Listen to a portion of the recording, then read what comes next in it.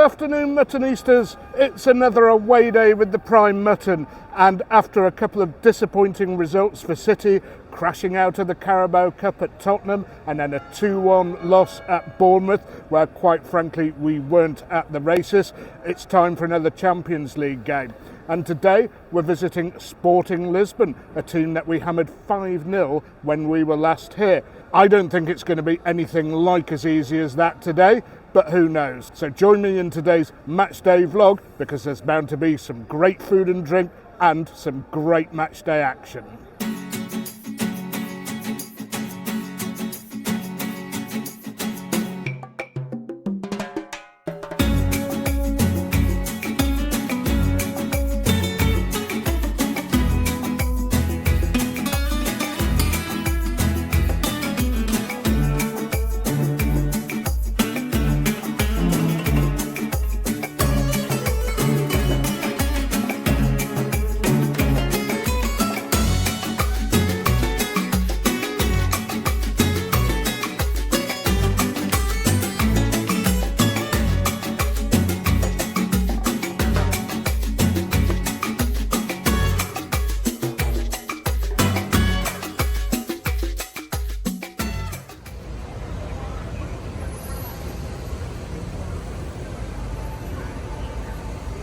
Right, Muttonistas, this isn't actually the slap bang middle of Lisbon. It's a statue to a chap called Luís Camões, apparently Portugal's most famous poet. Why he's holding a sword, I've got no idea, and I invite you to look him up. Anyway, that's your culture for this vlog, lads.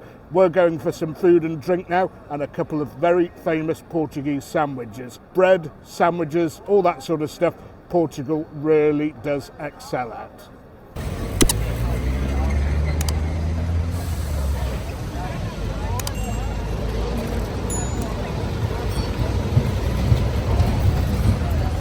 Okay, Muttonistas, you're going to get more than one food stop here.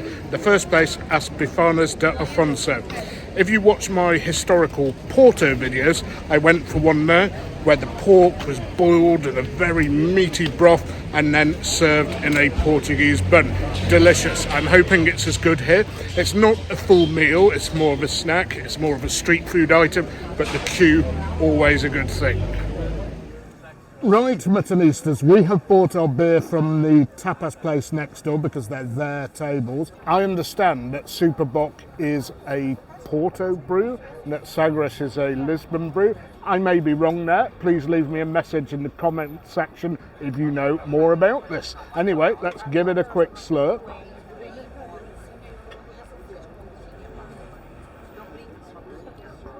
And that hits the spot for sure. And a little bit of football talk whilst we're waiting for the Bifana sandwiches to arrive. And the first thing to note is that City do have a bad injury crisis. Obviously, Pep Guardiola won't tell anybody how severe it is, and we don't know who's going to be back for this. More when we get the team news later, but it looks like the team's going to be pretty predictable since we only apparently have 13 fit senior players. Maybe a couple of youngsters will get a go here, but I think this is a difficult game. Ruben Amorim, who was the manager when we won here 5-0, has actually changed the way they play. They like to control possession, they like to press hard, so I think it might be a bit better for City if teams come at them rather than these low block defensive teams playing on the counter, because we're not finding a way through. Maybe he'll change for this match, Amorim, and play defensively. I think it's his last match as manager of Sporting because he is going to Manchester United, and I think they've been a bit naughty allowing him this one last game for Sporting before he joins United on the 11th. And what do I think is going to happen? Well, we got so many injuries, and at Bournemouth we were all over the place, and Kyle Walker particularly had a bit of a stinker, although I don't think he was fully fit and he hadn't trained properly. So I think this is going to be a draw. I think it's going to be a scoring draw. I'm going to go for 2-2. Usually when I say that, it's a boring 0-0 or something, but I think this is going to be hard work for City, which will mean the league game at Brighton on Saturday will be hard work as well, unfortunately. As for the Bifana sandwich itself, it's actually a pork sandwich and it can be done in one of two ways. One of which, in the south of Portugal, is like a marinated pork cutlet, or the northern style, which I much prefer, involves the pork being cooked in a broth, a very garlicky broth, and then served on these rolls. So juicy, didn't need any butter, any sauce at all, and it is great with a pint Muttonistas.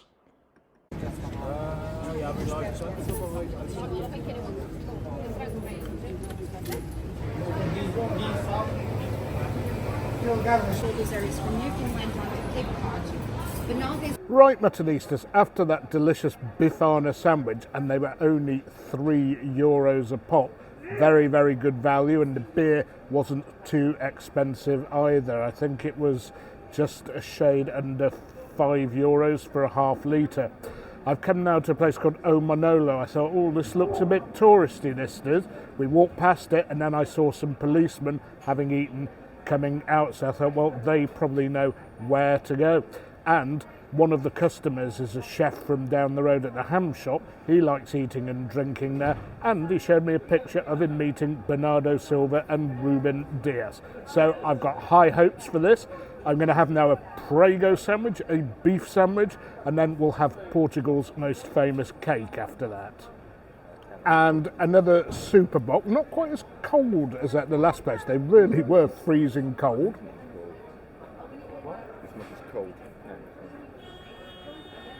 But it is still a nice pint, or should I say a nice half litre.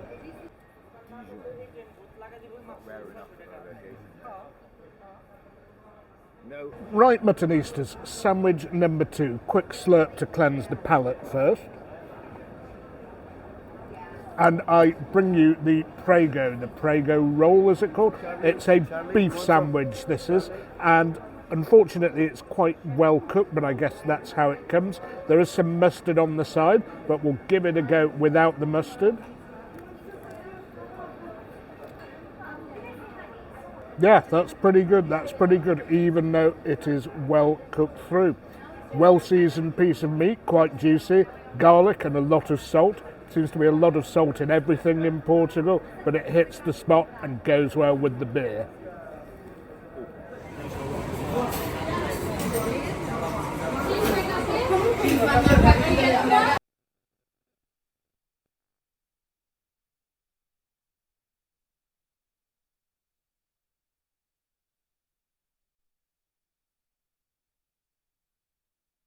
Okay, Muttonistas, at La Mantecaria on a very, very touristy part of Portugal on a pedestrianised street, but it doesn't matter because these are consistent. It's a chain, but it's a good chain. They do one thing and one thing only, and I'm pleased to report these are at their best served warm, and they are warm, pretty fresh from the oven. Portuguese cream tarts, pastéis de nata. Beautiful, really beautiful Muttonistas, and not too sweet either. Perfect for after savoury food. And of course, pretty good with an espresso. Then they make their coffee strong, how I like it here in Portugal. But however good it is with espresso, Muttonistas, even better with a port, a 10-year-old port. Didn't see that much more about it on the bottle, but the barista poured me a very generous measure, which leads me to believe he might be a Benfica supporter and not a Sporting fan. Yeah, that is just the ticket, Muttonistas. I can declare myself match fit. Come on, City. My favourite man ever. Right, Muttonistas, I am at the British Bar in Lisbon. It's where I went before the match a couple of years ago when we won 5-0. It's thinned out a bit, the crowd, but that's a good thing because it was mental then. But what do my City supporting friends who've come over from Manchester think the score is going to be tonight? I'm saying 3-1 Blues. Burnley to score, maybe not first, but at some point. I reckon 2-1 Wednesday. 2-1 City. Okay, I love the optimism. I'm worried about our injuries and the improved performance of Sporting by probably a very salty and bitter manager at the helm for whom it's his last game before he moves to that evil empire at Old Trafford. So I'm thinking 2-2 myself. But I hope these boys are right. They're an attacking team when we started. And that does help. We've been playing against teams that don't come onto us recently. That should mean more chances for us, and hopefully Erling Haaland will stick a couple away. Come on, City. Come on, City. Come on, City. Right, Muttonistas, just about an hour before kick-off, we're going to get in the metro, and if you're coming here to an away game at Sporting, you can't get off at the main station. You have to go to Toleras. There's only 6 or 7 minutes from there, and the team news is out now, and I'm going to read it out to you. We've got Ederson in goal. Rico Lewis, of course, replaces Kyle Walker, who had a bit of a stinker against Bournemouth. Vardiol, Akanji, and Jamai Simpson-Pusey. I mean, has he been impressing in training, or is our squad stretched ridiculously thin? Nunes, Savinho, Kovacic, Silva, Foden and Haaland. And when I look at the substitutes bench, we do have Kevin De Bruyne there. Maybe he can play a cameo late on. Gundogan, Ake, Doku, Makati, and otherwise it is youth players. So let's hope those entrusted with starting berths tonight do the business. Come on, City.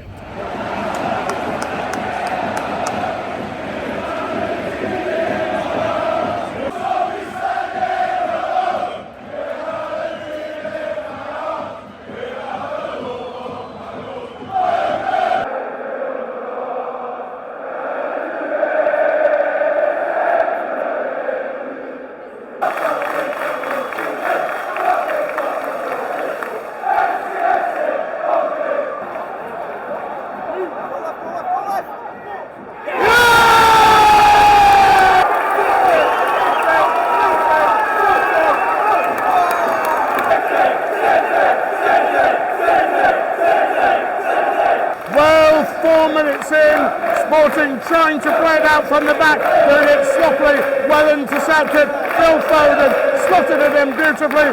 1-0 City.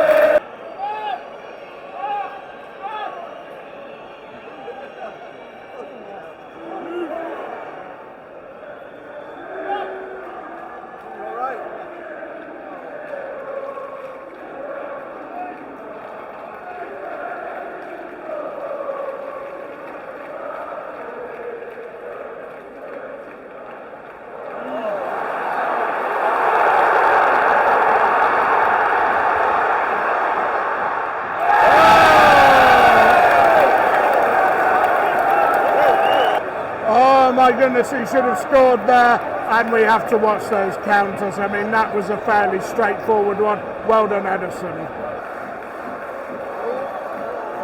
On. Oh! Oh!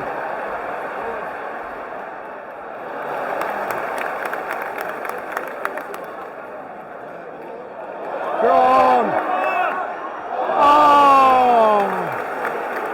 Well, as usual, we have to be careful about these sloppy transitions, but we got to counter the counter there, and Haaland just doesn't seem to be on form at the moment. I thought he might have banged one away there.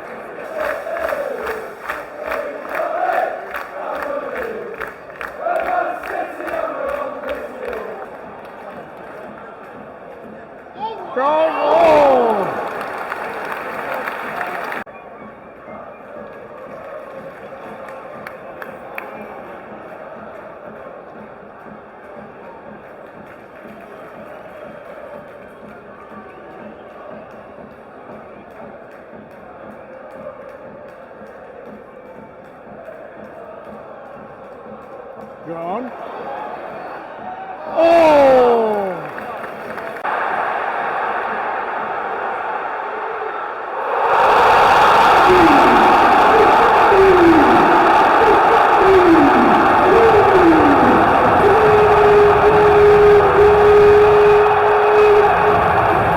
Well, that was the second break that Sporting had, and we didn't have the pace to deal with it. We could have gone 2-0 up before that. Now it's 1-1. We've got to watch those transitions and counters.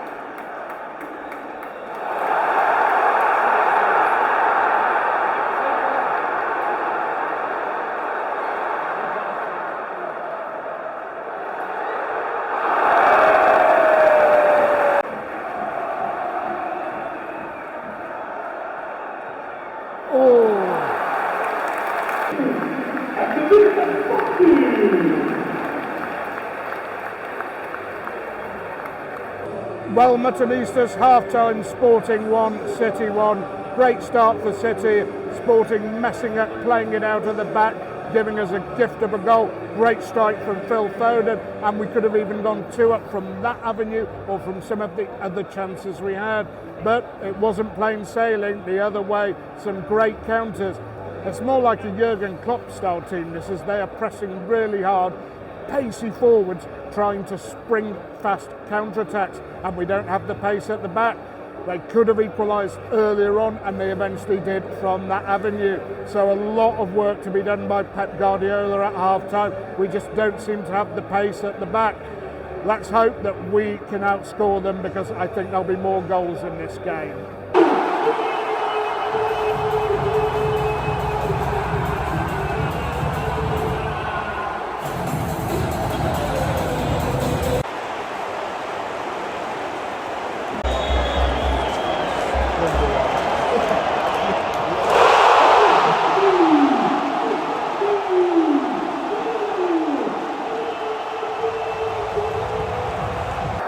Well, it's taken 3 minutes of the second half for this to go all pear-shaped. We just cannot handle that pace, and Gyökeres has scored again. It is not looking good at all. I don't see where we go from here, but maybe we can grind out 2 goals, because they do make mistakes at the back, but we've just lost the ball again. On overlap. Go on, go on. Oh! Well done, referee!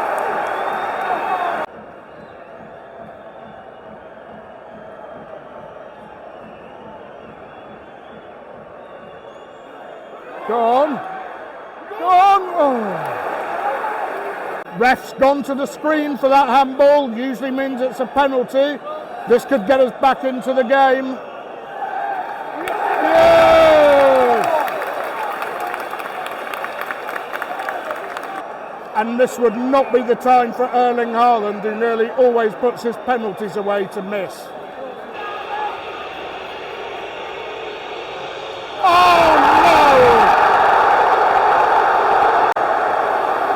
Oh my goodness, a lot of messing about, rescuffing the spot, and he is on a bad run of form as Erling Haaland. Go on.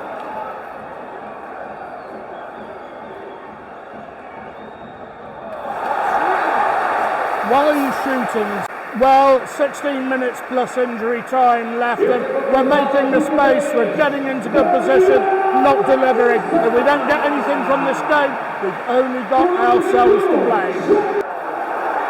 I can't believe this.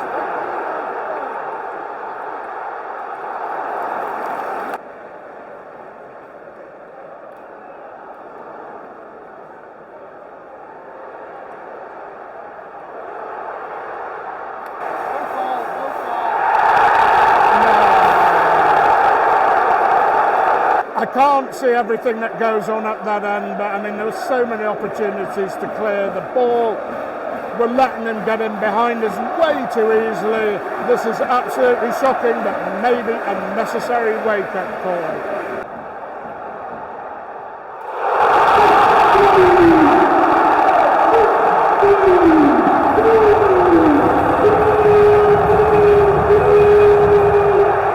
Well, that's definitely it now. No way we're coming back from this, and it has been deserved. What a shocker of a performance.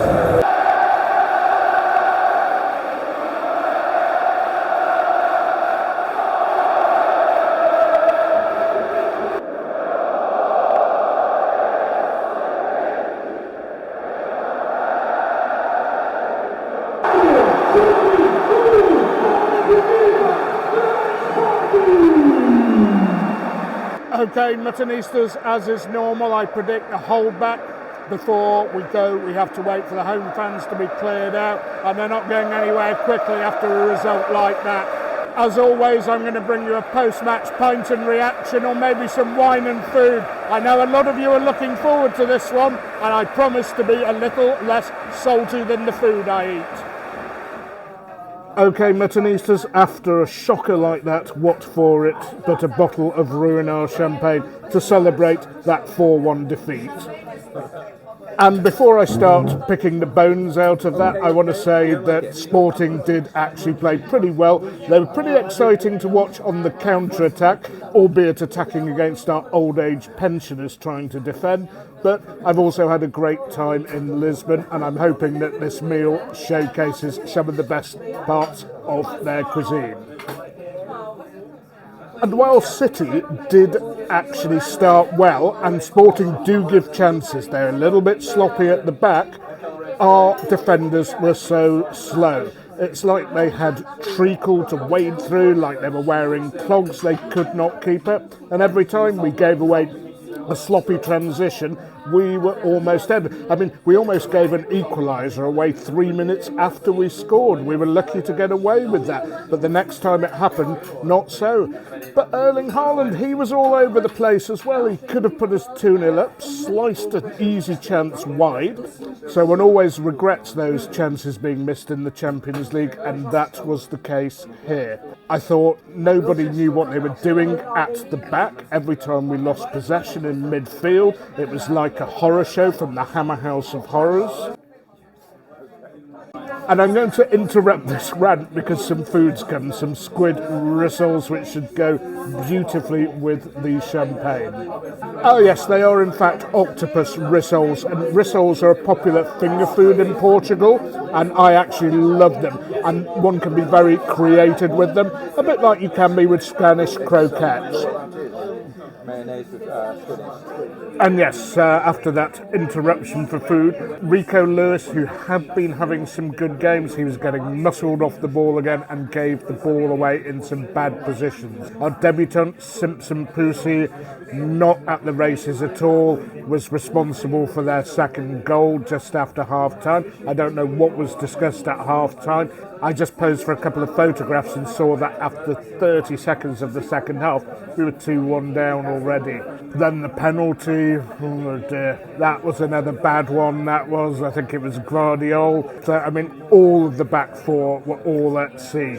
We had chances to get back into the game, we really did. And then the penalty. I saw all that messing about with the unscuffing of the spot. I didn't see if a Sporting player had been scuffing it up or not, because obviously it's not what you look at when you're about to be awarded a penalty. And then he hit the bar.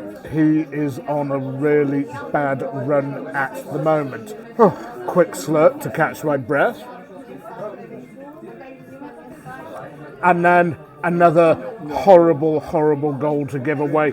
We could not clear the ball. We had like 4 attempts to clear it, and then eventually, well, I think the penalty was actually debatable. It was given against Nunes. I'll have to look at the footage later. Again, the move for that 4th goal, it started because our team was unbalanced. We were all on the, well, their right or our left, and there was not very much down the other side. We brought on Jeremy Doku later for Savio, and it was all too late, but it was good to see Kevin De Bruyne on the pitch. So what a mess, what a mess. 3 bookings as well, and the only other positive I'm going to take from this are the increased viewing figures I'm sure that I'm going to get, because you all want to see a salty reaction from me, I'm sure. Anyway, we've got Brighton up next, and I am worried about that one. I really am. Champions League away games, and then the games afterwards, always very difficult, and given the form we're in, 3 losses on the road, the first time since 2018, I am really worried about that. It is a disjointed mess at the moment due to injuries, and the senior players are not stepping up to the plate. I hope the injury crisis eases soon, otherwise Guardiola's going to have to go to the transfer market in January. Maybe we can hobble along until then, but this lack of pace is so worrying. Kyle Walker, I guess, wasn't fully fit against Bournemouth, and he's the only player who was basically fast enough to catch these very pacey Sporting forwards who will be able to cause other teams problems. So where does that leave City? Well, it leaves us on 7 points still, and I reckon 16 is the magic number here. So whilst we have home games against Feyenoord and Brugge, which I expect us to win, we've got to get a win from one of our games against Juventus or Paris Saint-Germain away. Maybe not so easy. Yes, we will get through. We will at least get into the last 24. But I mean, with all these injuries, do we really want 2 extra games? And how will that take its toll on our league form? Anyway, we have the next game at home to Feyenoord, and I will be there to cover it, and I am fully expecting that Pep gets things sorted out and we get the 3 points. But before wrapping up the video, a bit more about tonight's food.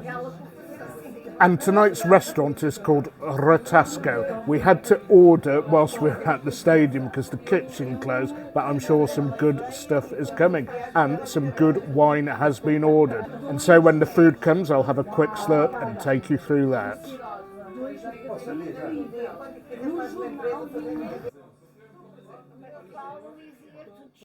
There seemed to be a risole left and going with a bit of that squid ink mayo, so Devemos uma assada.